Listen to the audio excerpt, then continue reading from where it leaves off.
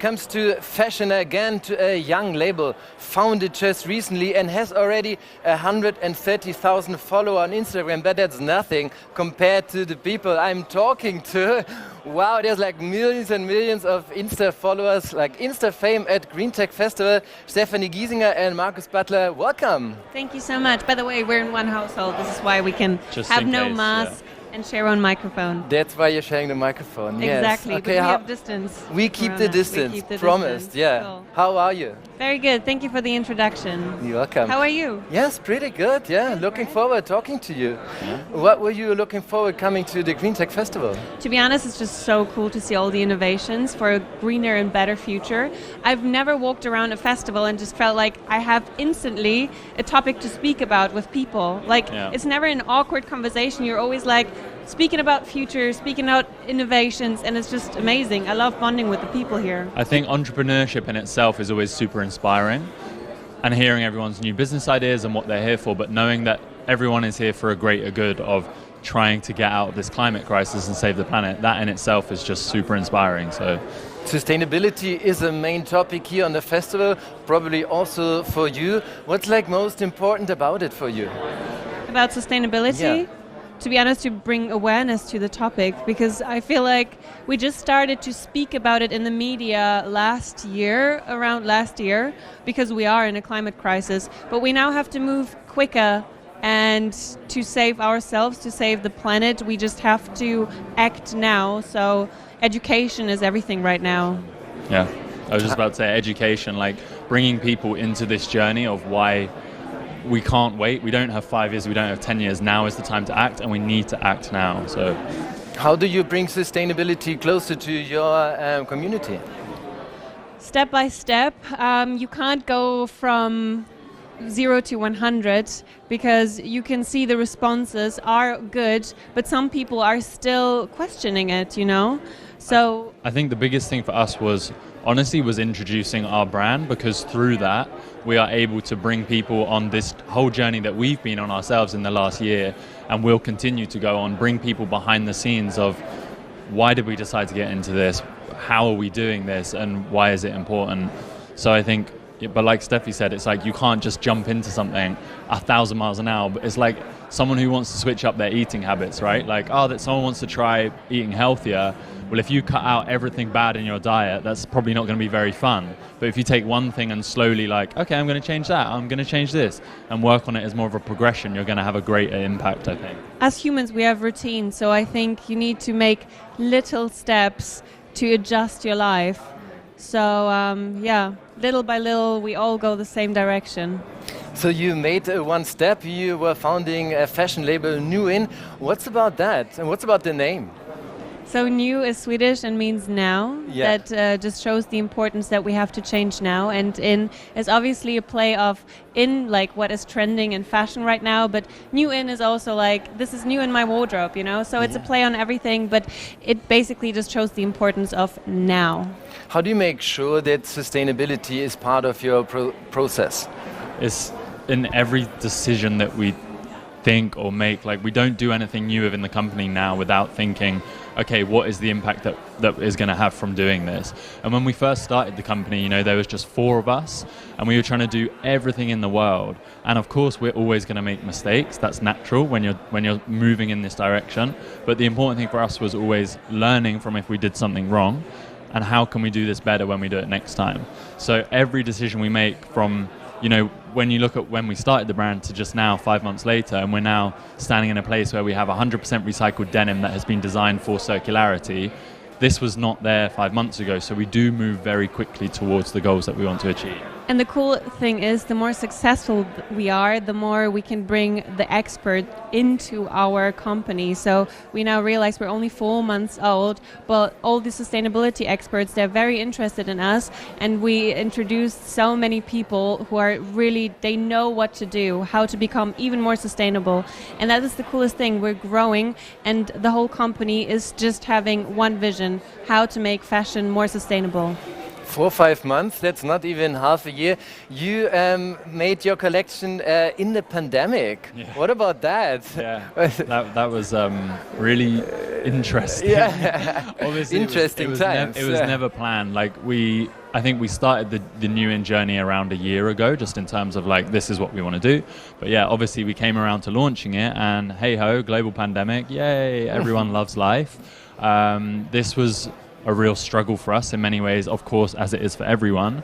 But I think we were, to be very honest, a little bit fortunate that we were a startup and we hadn't launched, because it allowed us to readjust and think, okay, look, we're about to launch in 2 weeks. We haven't shot any products in the studio that we've just built because we can't access the studio. Yeah. What the hell are we going to do? Okay, right, we can think on the spot.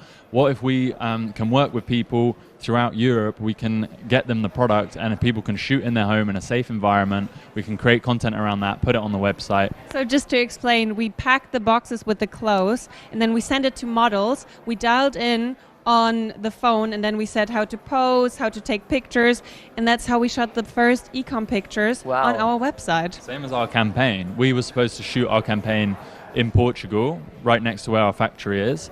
Obviously, again, didn't happen, so it was me and Steffi shooting our entire first drop in our house, just us, you know, no stylist, no hair, makeup, no videographer, camera person. That was like super. Yeah, it was amazing to see that you can actually do it and you can adjust, and I think that's all about entrepreneurship. You always have to adjust and think ahead and work with the problems you have. And it's hopefully not a new normal for production sites. So the pandemic is getting better. People are becoming more interested in fashion again. Do you realize that? Do you see that in the numbers? Maybe are people contacting more about fashion now? Definitely. I mean, you can see everyone was at home for a long time, and they're now just super excited to get out. New haircuts, no new clothes, new fashion. Yeah, you're just excited to show your fashion outside. But the cool thing is, through Corona, everyone actually had time to see the world from another perspective and to see the urgency of changing how we live. And this is why sustainability comes more into focus. And I think that's actually a positive side effect of Corona. So this is not just like fashion, it's more about changing maybe an industry. You have a new approach. What are your goals there?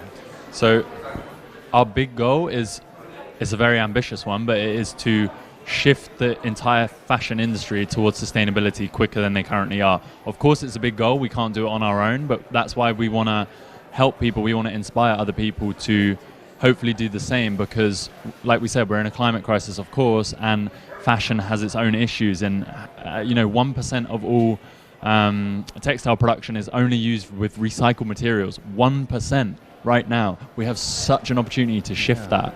And yeah, now is the time. So for us, our big goal is to, of course, make NuIn successful, but success for us is having an impact by, having a dent in the fashion industry, and hopefully.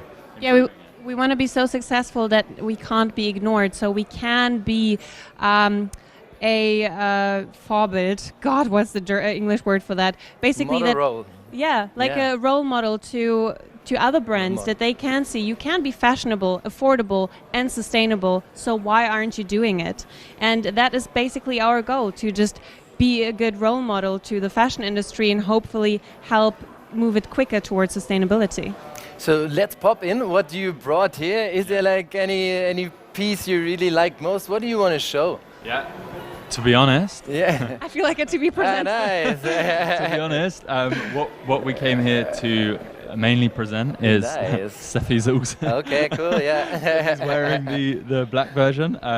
It's our 100% recycled denim. So this is really exciting for us, because when you talk about clothes and the impact that they have on the environment, denim itself is one of the biggest polluters in itself. It takes a traditional pair of jeans around 6,000 to 10,000 liters of water to produce.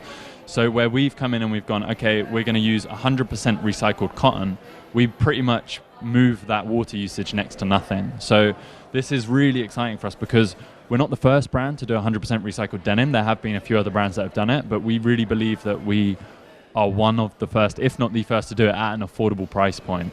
Apart from that, we also designed for a circular economy. So those denims can easily be recycled again. The problem is with a lot of denims that it's very hard to recycle them because they're paired with other fibers.